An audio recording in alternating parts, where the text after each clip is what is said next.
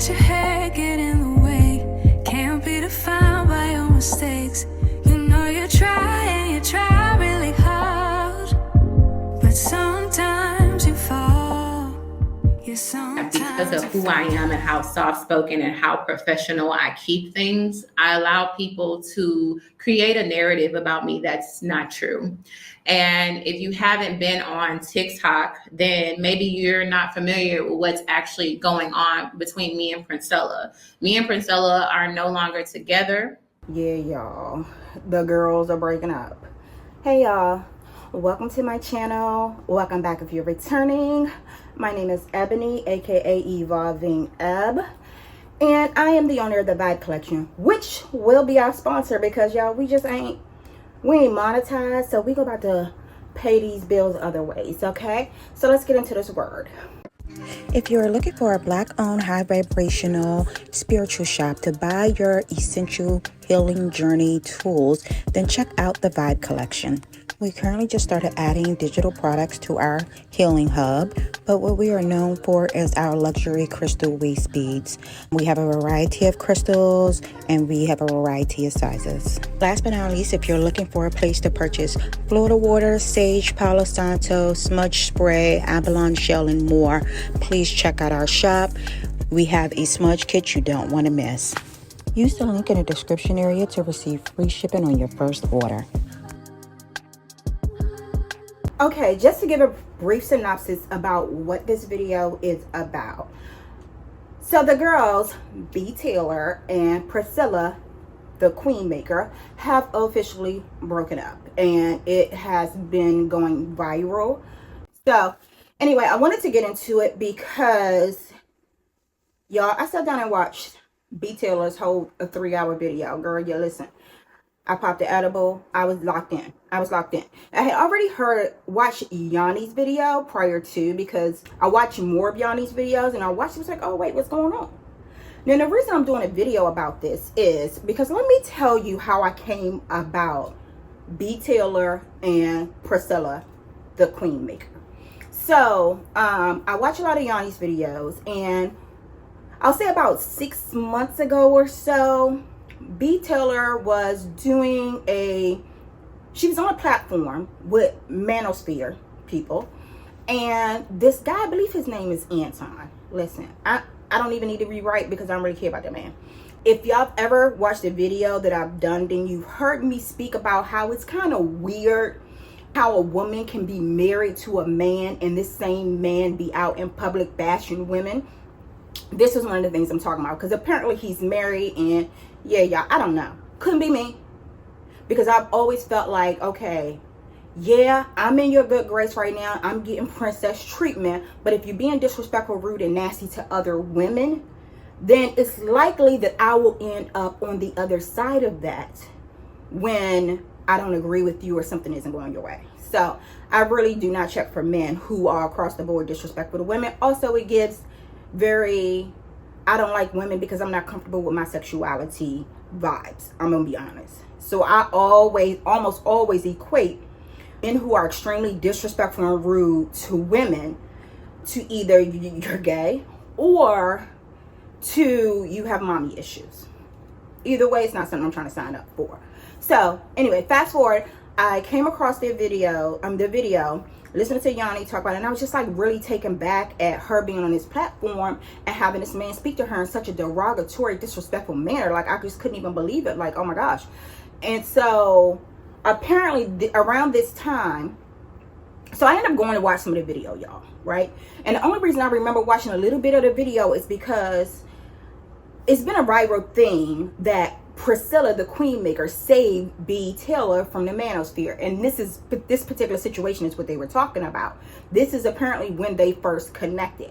And I'm gonna be honest, when I watched the video, I said, ooh, y'all, she trying to get B. She gonna try to turn B out. Now, I never even knew what b.taylor's sexuality is, whether she was bisexual, interested in women or not, right? But I definitely got the vibe that, oh yeah, she gonna try to get B right? So then I noticed, so knowing what I know now through my own healing, I knew that was, I don't even know what it's called. I don't want to say hero syndrome, hero act, or whatever, but it was definitely given, I'm going to come to the rescue and be your hero. And that was the bait.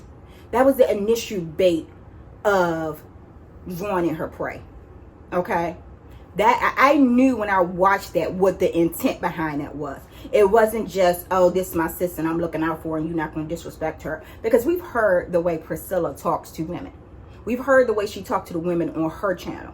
There's no way that genuinely in your gut, you just didn't want to let this young lady be disrespected by these men. So that was my experience. And the main reason why I didn't really connect with Princella out of the gate is because it was very weird to me. Like, number one, she's like extremely masculine. And her message and the tone of her messages gave very much, you're not going to be successful trying to date these men, period. If you really want love and better relationships, you have to date women. And being that that's not really an option for me because I don't be checking for women on a sexual basis or a level of sexuality, it was just like, what is the point of her message for me? Absolutely none. Plus, it also gave, I'm telling you not to date men and you're not going to be successful with men because it's more beneficial for me as a woman who likes women to have you switching teams. So it was just like, yeah, girl, I don't know about listening to a message from an individual who, this ain't your problem. You don't even like men. So why are you concerned with how men are doing women? If it's not your thing, you don't even like men. And from the sound of it, you don't like women either. So anyway, this isn't about Princella. So I don't want to do this. I don't want to do this, okay? This isn't even about her. This is more or less about b.taylor's experience, what we can learn from it, and some of the things I just want to kind of hone in and correct her on in regards to what happened. So, let's see. So, I listened to b.taylor's video, y'all, and I'm going to be honest, I was taken back by the level of detail, right? Now, before I go into what I think she should have said or things I think she shouldn't have said, I'm just going to say I understand. I understand. I've been there. I've been there where the narcissists have pushed you to the point where it's like gloves are off, right? However, because it was like, yeah, my piece is priceless. And as much as I want to respond, I realize it's not going to be beneficial to me in the long run, right? A lot of times, especially women, us, we're emotional. If we give into our initial thoughts or our initial feelings without actually thinking things through, it's almost always not the right decision. Sometimes we just gotta sit in the shit, digest the shit, remember who the fuck we are, and let those people be, and let whatever narrative they choose to paint be. A lot of times that shit comes out. Like b.taylor could have almost said nothing, and eventually shit will be exposed without her having to, right? But again, I understand. Because sometimes you just want to offload the clip on the gas, okay? So again, I wish she would have just kind of focused on her experience, what she learned from it, maybe even where she messed up, which again, we got to be careful with that because there's so many people with their opinions, y'all. So many people with their opinions who are like, oh yeah, who are like, girl, I could have never, I don't know why you didn't see this, or I saw this beforehand. You know, that whole thing. Couldn't be me. I saw the red flags. How did you not see the red flags? Why did you stay? Who puts up with, like, all of that is easier said by people who have never experienced narcissistic abuse. What I want you to do, sis, is give yourself grace. You said in your blog, you said in your video that it felt like grooming, but you don't want to call it grooming because you're a grown woman and you want to take accountability. I'm going to give you a new word. I want to challenge you with a new word, and it's called prey. You was preyed upon. And so many people have opinions. It's so easy for outsiders to have opinions about what they would have did, what they would have saw when they would have walked away, when they're not the prey. So yeah, I saw something wasn't right with sis. I saw that. But I also understand that I wasn't the prey. So there wasn't manipulative tactics being used against me. There was nothing being done on her end to convince me that is a situation I should be in. And they're crafty. They're very, very crafty. They're very, very manipulative. You'll find yourself in a situation real fast feeling stuck. Speaking of feeling stuck, that is one of the things that we often experience when you're in a narcissistic situation. Now, one thing I'm going to tell you is you'll find yourself swept in fast. And once you're swept in and under the grass fast, things are happening that you're not even really fully aware of. Like, they're that crafty, right? A lot of times they listen to you. We trauma bond. Let's start there. There's a lot of trauma bonding that happens. So another thing that 𝐵_Taylor talked about was the fact that she felt like a black sheep in her family, and I can relate to that. At times I did feel like a black sheep in my family, and as a result of that, I tend to trauma bond with other people who seem to feel like they're black sheeps of the family as well, right? That trauma bonding is the initial latch and attachment you have to this individual, right? The other aspect of it is that she mentioned she knew that she needed to be the one being discarded. That's the other thing, you guys. We get in it and we don't know how to get out of it. And it gets to a point where we realize, if I try to get away from this person, my life is going to be hell. I almost have to stay in it until they discard me. I have to allow them to discard me. The thing is, I wish she would have just let her discard her quietly. I know it was hard because Princella was talking. Princella is the type of person, you guys, who is going to say, well, from 𝐵_Taylor's standpoint, I don't know this is. From 𝐵_Taylor's standpoint, Princella is the type of person to get on her platform and where her audience thinks she's just talking about a general topic. When she gets to talk about this particular topic throughout her live or her video, she's taking jabs at 𝐵_Taylor. It's almost like I'm going to act like I'm speaking to my audience, but I'm really speaking directly to hurt you. You know what I'm saying? So, again, I understand why she did her video. Plus, she has a platform of 58K, I think, subs. So, she wants to be transparent and give her side of the story she probably feels like she owes to her subscribers. Kind of wish she would have just kept it like, this is my experience. This is what I went through. This is what I'm healing past. Shout out to my girl Yanni for not only being by her side. Yanni, I hope you understood the impact of your presence, not only for her but for the people that's watching. Number one, when you're coming out of a narcissistic abusive relationship, one thing people fail to realize is that shit will have you questioning your sanity. And if you don't have close supporters to remind you that you're beautiful, to remind you that you're amazing, to help you kind of heal through this until you're able to look in the mirror and say that to yourself. And trust me, it's a struggle.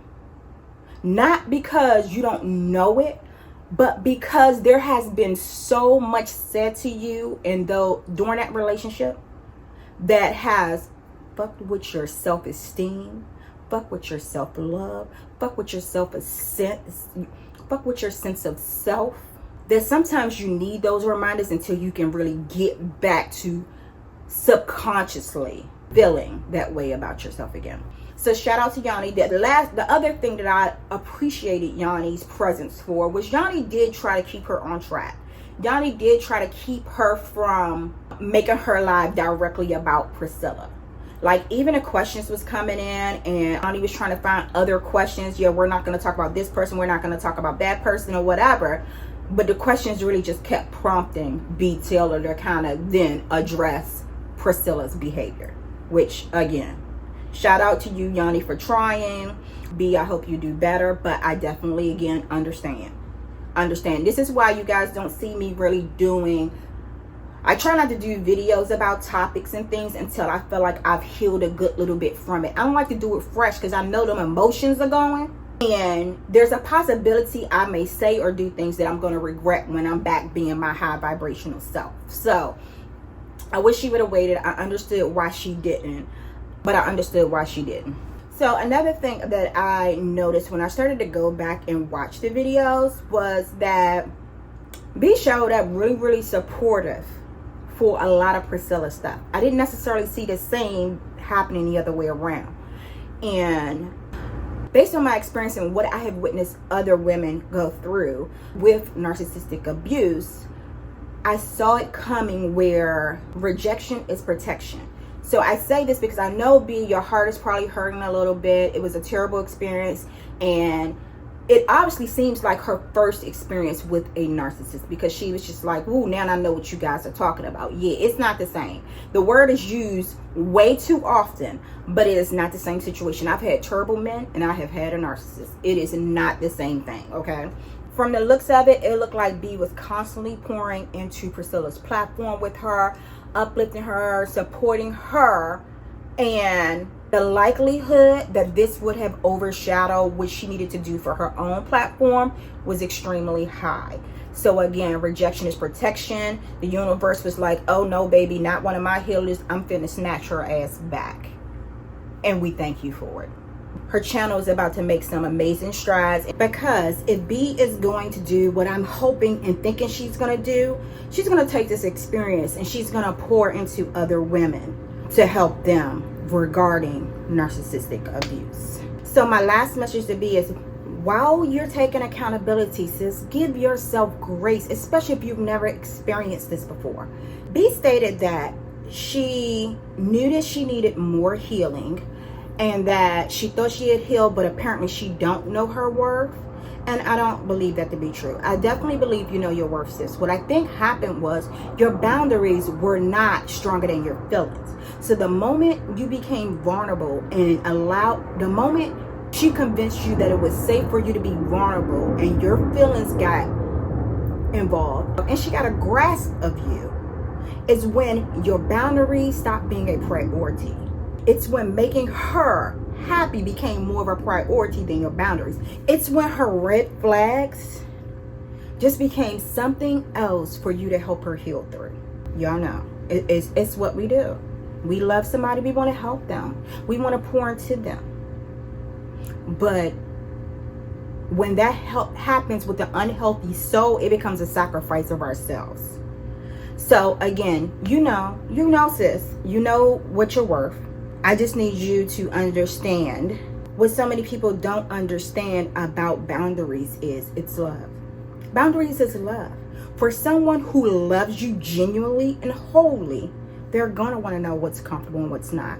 They're going to want to know your likes and dislikes. They're going to want to know what's going to help you grow and evolve and what's not. And they want to be on a positive side of that.